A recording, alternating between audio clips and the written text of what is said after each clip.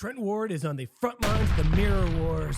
Okay, that was a dumb made-up term, but his company Forme is taking on juggernauts like Mirror and Tonal in the smart mirror market, which you may not know is expected to hit $8.9 billion by 2030. The Forme mirror is 68 inches, which is larger than both the Mirror and Tonal. It has a 4K screen, which comes in handy when you are training with a live coach. The aesthetics, it looks like it belongs in your home, not some out-of-place fitness mirror on your wall. And it has 200 pounds of total resistance. That's 100 per arm for all you math whizzes. So after meeting Trent in New York City, where I got to take a look at how the Forme Lift operates, we caught up for this discussion. Hope you like it. Support for M&F Reps is brought to you by Manscaped. At manscaped.com, they have a fleet of grooming tools that will take care of everything from the hair on your face, to your ears, to your nose, to your pits, to whatever that is. And if you're one of those guys that's like, well, I'll just use one of those disposable razors, go right ahead, man. It's your skin's funeral. Manscaped sent me the Beard Hedger Pro Kit. You get, obviously, the Beard Hedger. You also get beard shampoo, beard conditioner, beard balm, beard oil, a beard brush, a comb, scissors, the case. What I really liked about this, one guard allows for 20 different lengths. So you don't have to have a bunch of those little plastic clips scattered around. The drawer in my bathroom was a graveyard of those things, and it was just gross. Remember, you get 20% off if you go to manscaped.com, use the code REPS20. It's free shipping worldwide. That means if you live on this planet, you can have it shipped to you for free. So if you live on the moon, you're pretty much Don't forget to use code REPS20 for 20% off your order at manscaped.com, bro.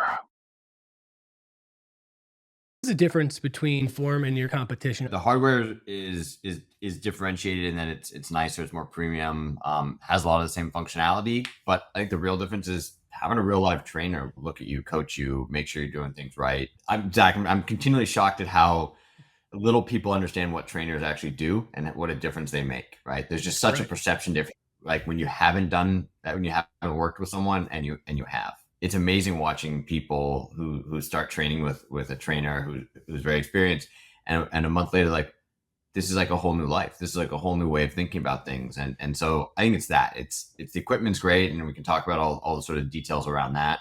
The real thing is, can you get in touch with a really good trainer, touch a button in your comfort of your house? What's the price point? $2,500 without, and $5,000 with, but obviously, you can finance that through a firm, and it's no money down and $50 a month or $100 a month, roughly. These things usually have, when you pull back the curtain, it's the mouse on the wheel, but it wasn't that at all. It was actually really functional. It also is really attractive looking piece. How many mirror products do you see in the fitness space that also end up covered in architect magazines and things like that? Not many. No, I mean, it's having something in your home is important, that in terms of like it fitting into your life, and people don't want to put ugly things in their home, right? Going in and actually experiencing the competition alongside of that, I'm not trying to bash anybody, but it's just tough when it's put up against something that's so polished.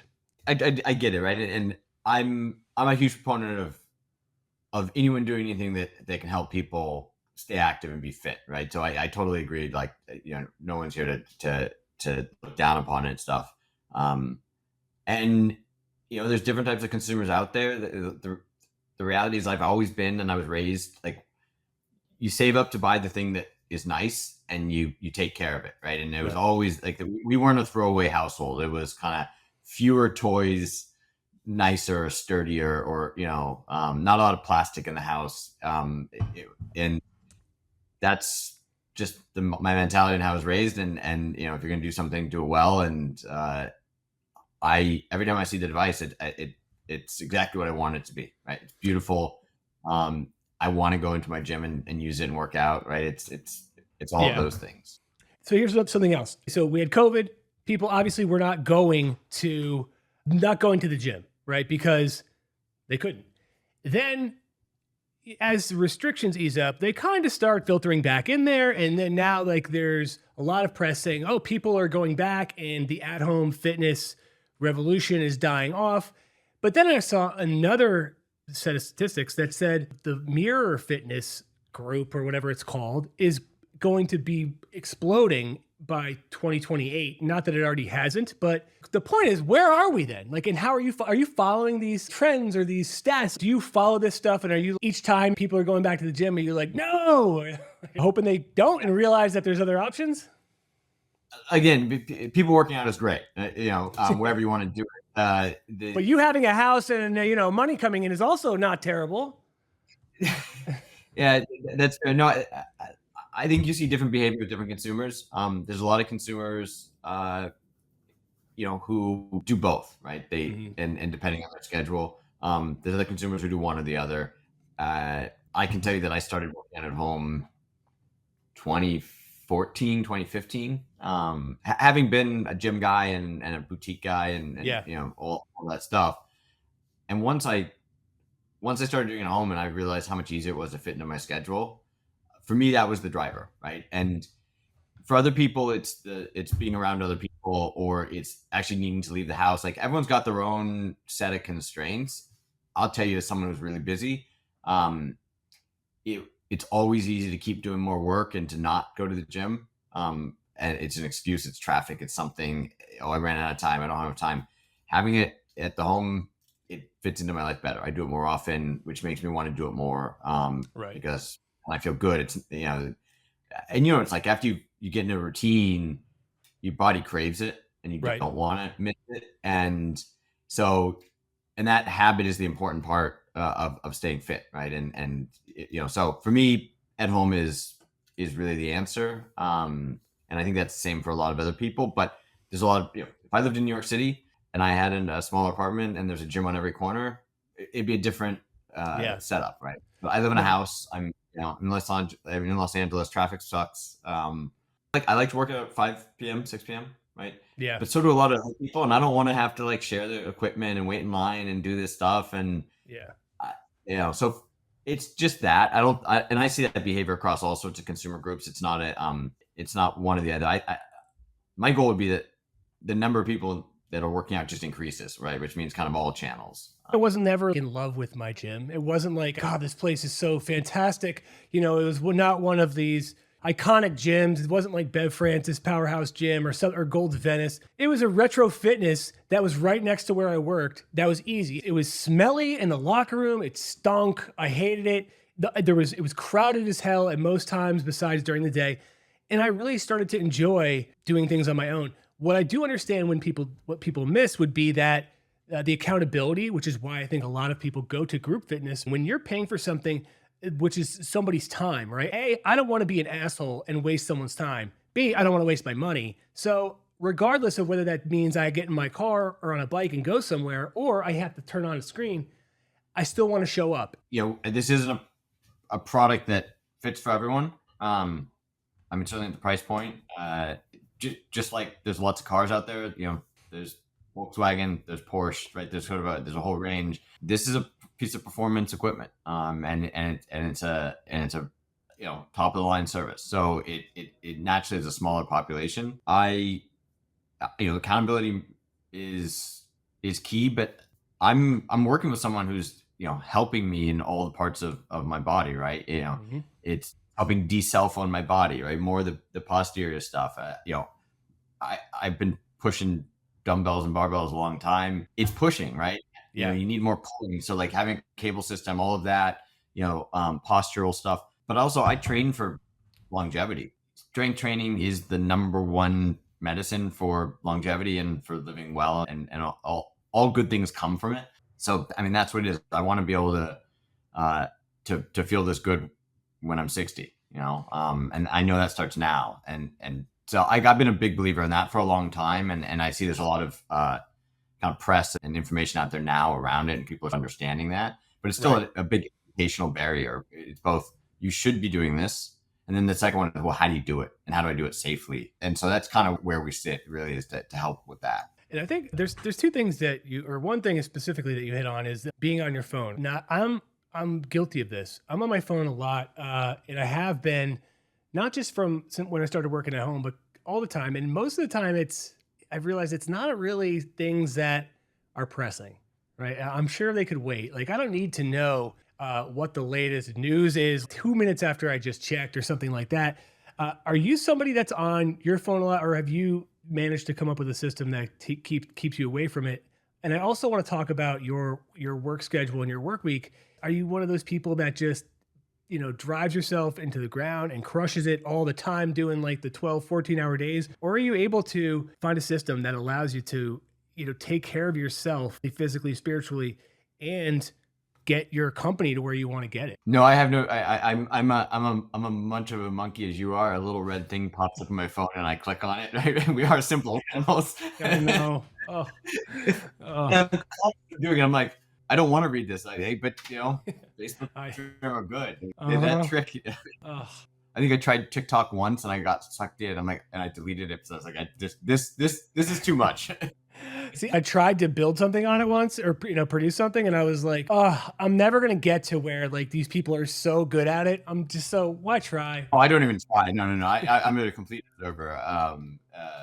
But no, on the work stuff, I came up in my career through finance, and that's sort of, there's a hallmark of lots of hours where you're the Right. junior resource, and there's always you make less than minimum wage when you actually calculate the hours, but so you learn that your capacity for work is actually pretty high, and it's higher than you sort of think, and that, I'd say, that sort of set a baseline. So now, I get up in the morning, I go straight to my desk, I work until dinner, I work out, I have dinner, I go back to my desk, go to bed, right? I mean, that's kind of, there's not a lot else going on. We have a 1-year-old daughter, which is a lot of fun, but it also means we're not going out, we're not doing things like, life is busy.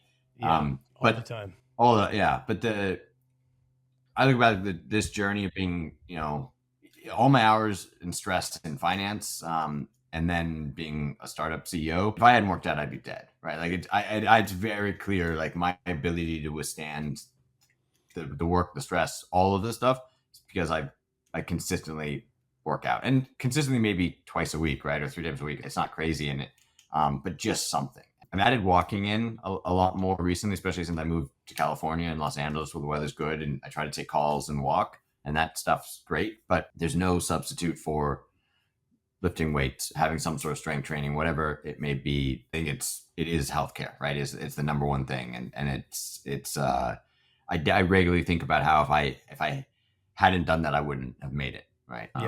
So then, do you look at the economic forecast? So because you hear a lot of there's going to be a recession, or we're in a recession, or we're right on the cusp of a recession. Now that has a direct impact on you and sales and your business. So do you? And also you were in finance, so you probably know. Look, I see that stuff on screen, like the arrows and the squiggly lines. But does it create anxiety for you, or are you able to just say, you know what, we'll make it through, we'll figure it out? What do you do? I don't think there's any entrepreneur that doesn't have that attitude of we'll figure it out. Otherwise, you wouldn't have made it, right? I am an optimistic person. I expect things to work out, and I deal with things when they don't. I'd say specific. I mean, look, I worked in the markets for a long time. That volatility is just a lot of it's noise. I mean, there are things that do matter, but recession, it could be technical, it could be real. The size, there's so many things that are unknown.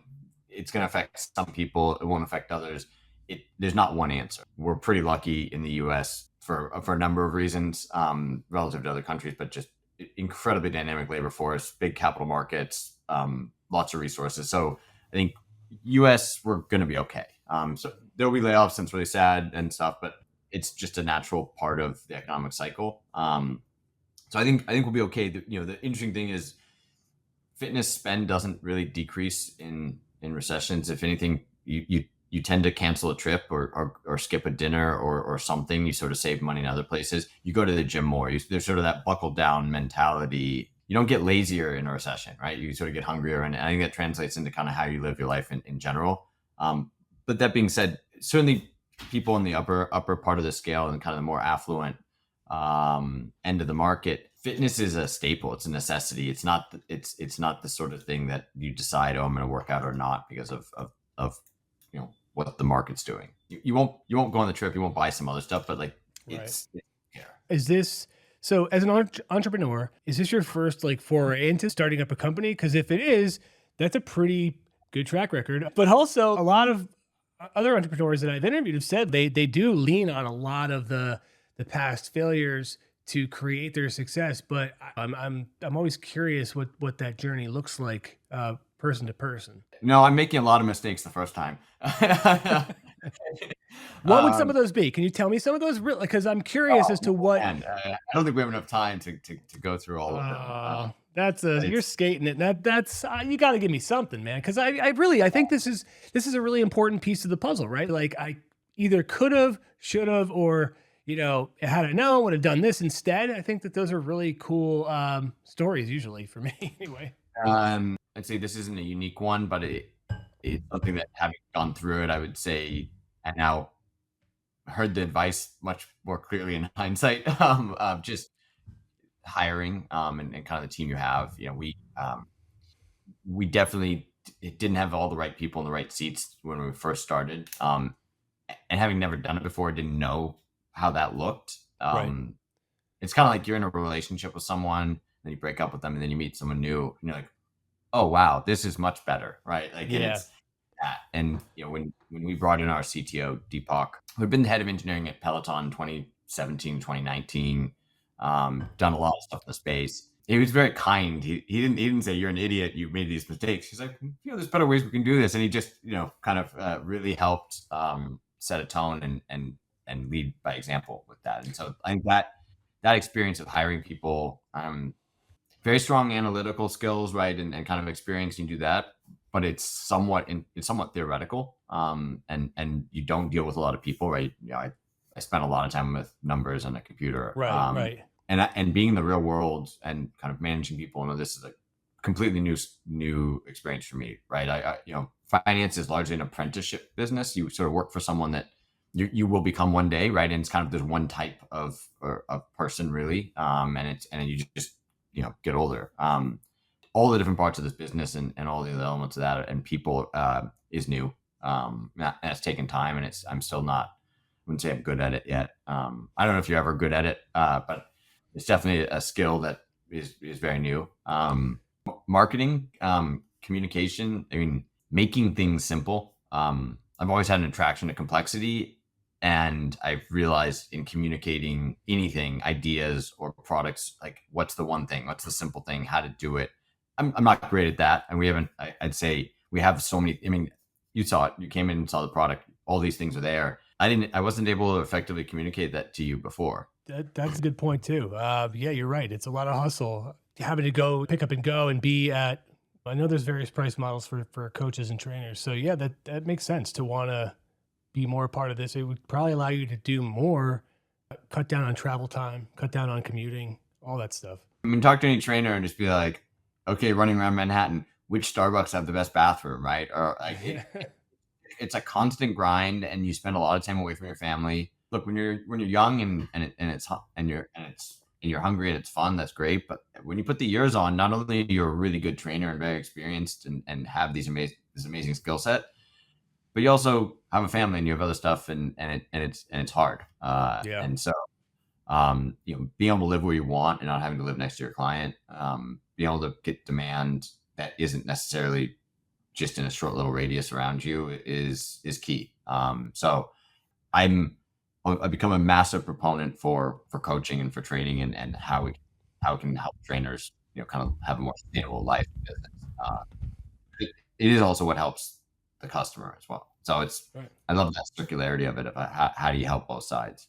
No, it's a good point, man. I'm glad that you circled back on that. Well, we'll catch up again. I would love to, especially if you're in the city or if I'm out there. I appreciate that. No, definitely let me know if you're out here. And I'll ping you in next time I'm in New York.